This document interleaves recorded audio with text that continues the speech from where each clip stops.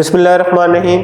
अस्सलाम वालेकुम dear students, आज की इस वीडियो में जो हमारा लेक्चर है बेसिकली चैप्टर नंबर 6 आज हमने स्टार्ट करना है और उसका नाम है इनहेरिटेंस। इनहेरिटेंस बेसिकली क्या है?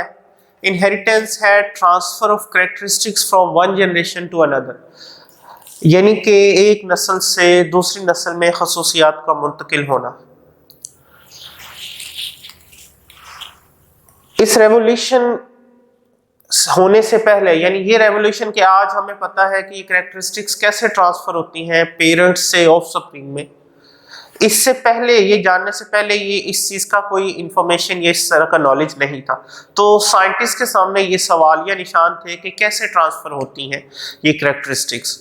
कैरेक्टरिस्टिक्स से क्या मुराद है? कलर्स, हमारे पेरेंट्स के जैसा हमारा कलर होना, या हाइट का सेम होना, या शक्ल का सेम होना, या बालों के रंग का सेम होना, या आंखों का सेम होना, और कई ऐसी जिस्मानी खसूसियात हैं। लेकिन आज हमारे पास ये डाटा मौजूद होता है और हमें पता है कि ये कैसे ट्रांसफर होती है। तो बहरहाल इनहेरिटेंस में हम यही चीज स्टडी करते हैं कि किस तरह से ये कैरेक्टरिस्टिक्स ट्रांसफर होती हैं from one generation to another. और दूसरी टर्म है जेनेटिक्स, ये स्टडी करना जीन्स की। अब यहां से आपको दो बातें पता चल रही हैं। एक तो ये कि हाँ, पेरेंट्स से कैरेक्टरिस्टिक्स ट्रांसफर आगे होती है, और दूसरी क्या कि ये जीन्स रिस्पॉन्सिबल होते हैं पेरेंट्स से कैरेक्टरिस्टिक्स को आगे ट्रांसफर करने में। जीन्स क्या है? ये हमारे सेल के अंदर पाए जाने वाले खास तरह के कोड्स होते हैं जो हमारी खसूसियात को अगली जनरेशन में ट्रांसफर करते हैं। और ये जो कैरेक्टरिस्टिक्स की टर्म है, इसके लिए यहाँ इनहेरिटेंस के हवाले से जो हम लफ्ज यूज करते हैं, ये टर्म यूज करते हैं, वो कहलाती है ट्रेड्स। ठीक है। अब अगली बात करें एक सेल की, तो जो ह्यूमन सेल यानी कि इंसान का सेल है, उसमें 23 पेयर्स होते हैं क्रोमोसोम के।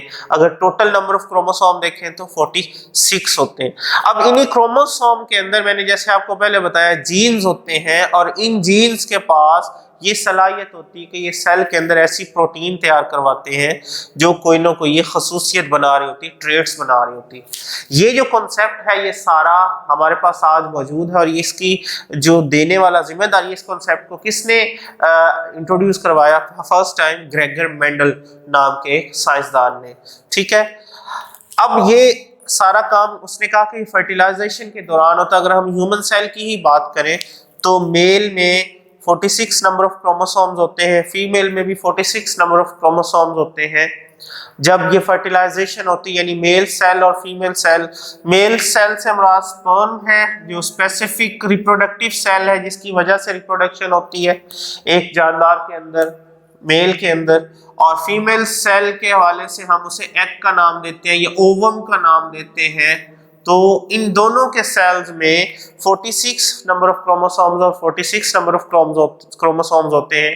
ये हाफ हो जाते हैं और 23 रह जाते हैं।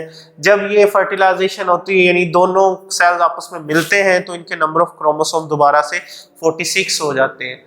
और यहाँ दो बातें पता चलती हैं कि जितने number of chromosomes previous generation में थे, अगली आने वाली जनरेशन में भी उतने हैं, एक बात। और दूसरी बात क्या है कि ये जो 46 नंबर ऑफ क्रोमोसोम्स है, असल में ये पिछली दोनों जनरेशन्स का कंबाइंड नंबर ऑफ क्रोमोसोम्स है। इसीलिए हम कह सकते हैं कि इस 46 नंबर ऑफ क्रोमोसोम्स में जो अगली जनरेशन में आ चुके हैं, ऑफस्प्रिंग में ऑफस्प्रिंग से मुराद क्या? बच्चे, नेक्स्ट जनरेशन, उसमें उनके सेल्स में आ चुके हैं।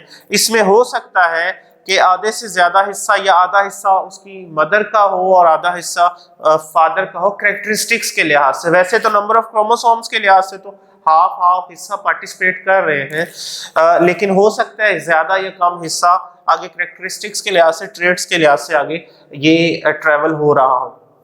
तो ये होती है इनहेरिटेंस, जिसमें हम ये देखते हैं कि कैरेक्टरिस्टिक्स कैसे ट्रांसफर होती हैं। हमने इस चैप्टर में इन ट्रांसफर ऑफ कैरेक्टरिस्टिक्स के बारे में डिस्कस करना है। क्रोमोसोम्स कैसे होते हैं, कैसे काम करते हैं, ये हम डिस्कस करेंगे। साथ ही साथ ग्रेगर मेंडल ने अपने इनहेरिटेंस के लॉज दिए थे, वो हम इस चैप्टर में डिस्कस करेंगे। तो आज की वीडियो में हमारा ये लेक्चर कंप्लीट होता है। इंशाल्लाह आपको मिलेंगे हम नेक्स्ट वीडियो में। तब तक के लिए अपना ख्याल रखिएगा। अल्लाह हाफिज़।